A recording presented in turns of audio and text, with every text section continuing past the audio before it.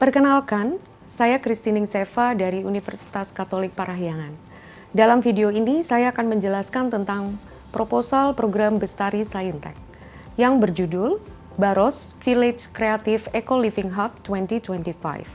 Pada desa kita bertumpu, pada kota kita bertumbuh. Dalam proposal ini, saya sebagai ketua proyek dan beranggotakan 8 orang dari bidang ilmu yang berbeda.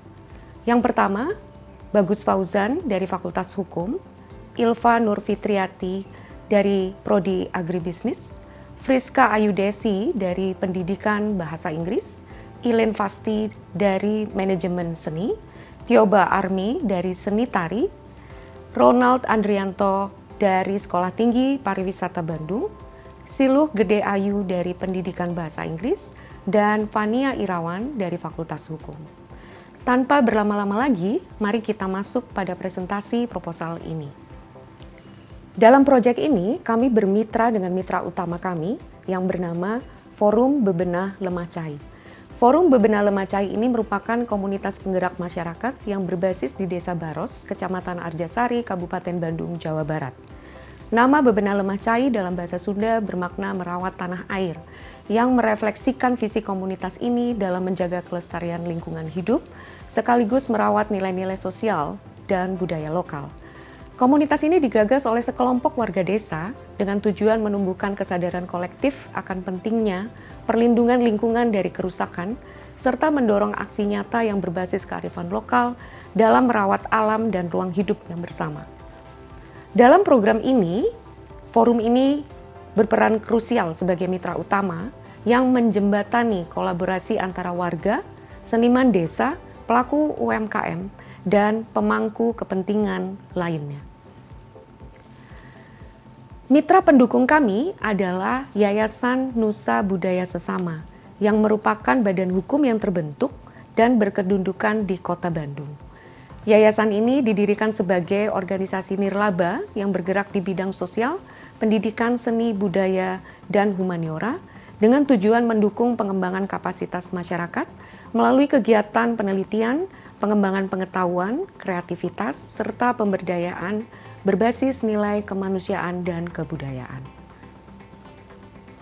Sesuai dengan maksud dan tujuan yang tercantum, yayasan ini memiliki ruang lingkup kegiatan yang luas, seperti kegiatan sosial dan humaniora, pengembangan desain komunikasi visual, dan konten kreatif dalam kegiatan seni, edukasi, festival, dan aktivitas lainnya dalam mendukung ekonomi kreatif masyarakat.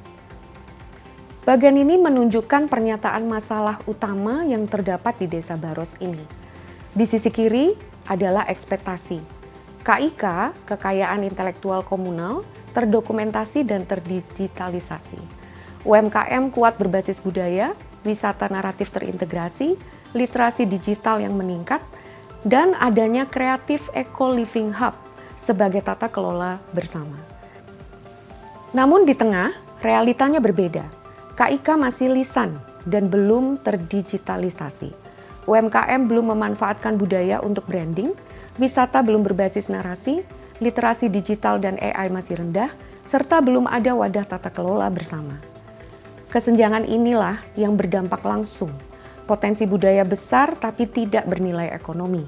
UMKM sulit naik kelas, wisata tidak berdaya tarik, dan program berjalan terfragmentasi tanpa keberlanjutan.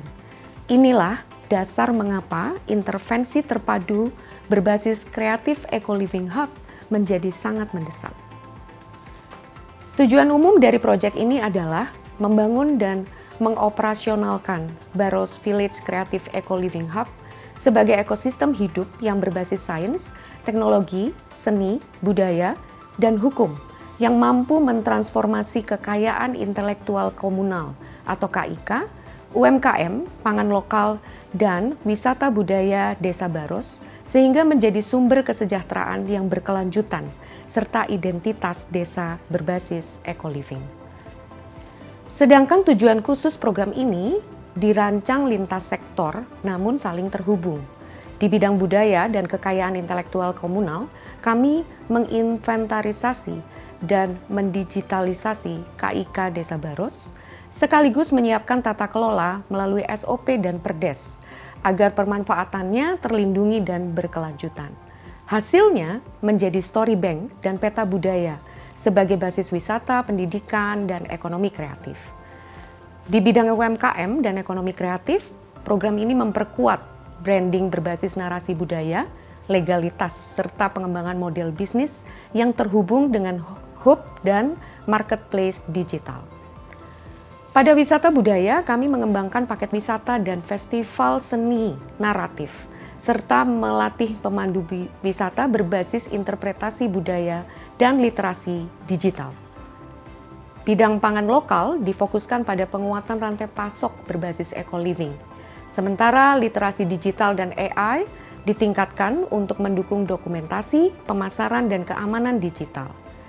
Seluruhnya dilembagakan melalui Baros Creative Eco-Living Hub dengan kolaborasi Quadruple Helix menuju tujuan transformasional, membangun identitas Desa Baros sebagai Eco-Living Heritage Village berbasis budaya, kreativitas, dan teknologi. Gambar ini menjelaskan mekanisme rencana iterasi Baros Village Creative Eco-Living Hub yang berjalan dalam 3 putaran selama 1 tahun. Setiap iterasi mengikuti siklus yang sama: planning, analysis, design, implementations, and validations. Iterasi pertama bulan 1 sampai ke bulan 4, fokusnya adalah perencanaan, pemetaan, penetapan baseline, Reach Cause Analysis lintas sektor, serta pembentukan tim Quadruple Helix. Iterasi kedua, bulan 5 hingga 9, masuk ke analisis prioritas dan desain intervensi. Diikuti implementasi awal seperti paket UMKM, wisata naratif, dan portal digital versi pertama. Iterasi ketiga, bulan 10 hingga 12, berfokus pada integrasi dan validasi akhir, termasuk Story Bank, SOP, Perdes, KIK, serta penguatan portal digital. Setiap putaran menghasilkan deliverables yang divalidasi bersama mitra, sehingga program terus diperbaiki dan berujung pada Living Hub yang operasional dan berkelanjutan. Perkiraan dampak dan hasil yang tercantum dalam tabel ini menunjukkan transformasi yang ditargetkan melalui pendekatan kreatif Eco-Living Hub, dari kondisi yang konvensional menuju model inovatif yang terintegrasi. Pada aspek budaya dan KIK, kondisi awal masih berupa data yang tidak terstruktur dan narasi lisan. Melalui program ini ditargetkan terbentuk peta budaya digital, repositori KIK, dan story bank komunal dwibahasa. Di sektor UMKM yang sebelumnya lemah dalam branding dan legalitas, akan berkembang menjadi UMKM berbasis kekayaan intelektual, bermerek, legal, dan terhubung dengan pasar digital. Wisata desa bertransformasi dari sekedar penunjuk jalan menjadi wisata budaya naratif terintegrasi dengan pemandu tersertifikasi dan pusat interpretasi budaya melalui festival seni dan budaya. Demikian presentasi proposal proyek kami. Sekian dan terima kasih.